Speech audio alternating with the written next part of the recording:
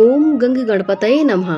एक बार जब पार्वती जी मानसरोवर में स्नान कर रही थी, तब उन्होंने स्नान स्थल पर कोई न आ सके, इस हेतु अपनी माया से गणेश जी को जन्म देकर बाल गणेश को पहरा देने के लिए नियुक्त कर दिया।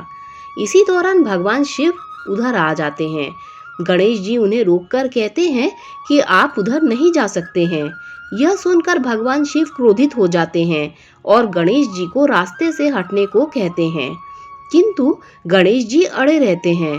तब दोनों में युद्ध हो जाता है। युद्ध के दौरान क्रोधित होकर शिव बाल गणेश का सिर धड़ से अलग कर देते हैं।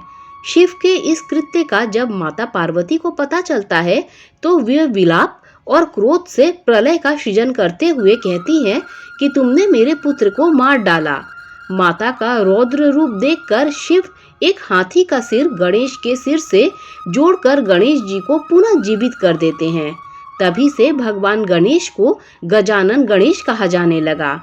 पूर्व काल में पार्वती देवी को देवताओं ने अमृत से तैयार किया हुआ एक दिव्य मोदक दिया।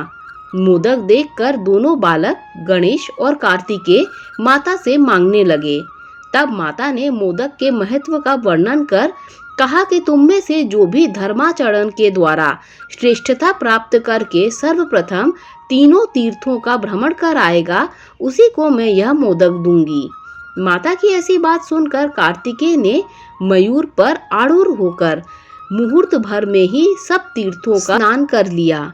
इधर गणेश जी का वाहन मूषक होने के कारण वे तीर्थ भ्रमण में असमर्थ थे।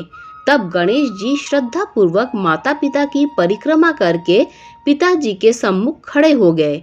यह देख माता पार्वती जी ने कहा कि समस्त तीर्थों में किया हुआ स्नान, संपूर्ण देवी देवताओं को किया हुआ नमस्कार, सब यज्ञों का अनुष्ठान तथा सब प्रकार के व्रत, मंत्र, योग और संयम का पालन, ये सभी साधन माता पिता के पूजन के 16वें अंश के बराबर भी नहीं हो सकते।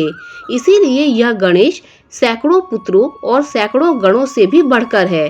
अतः यह मोदक मैं गणेश को ही अर्पण करती हूँ। माता पिता की भक्ति के कारण ही इनकी प्रत्येक यज्ञ में सबसे पहले पूजा होती है। दोस्तों, अगर ये कहानी आपको अच्छी लगी हो तो लाइक, शेयर, सब्सक्राइब कीजिए। Thanks for watching this video.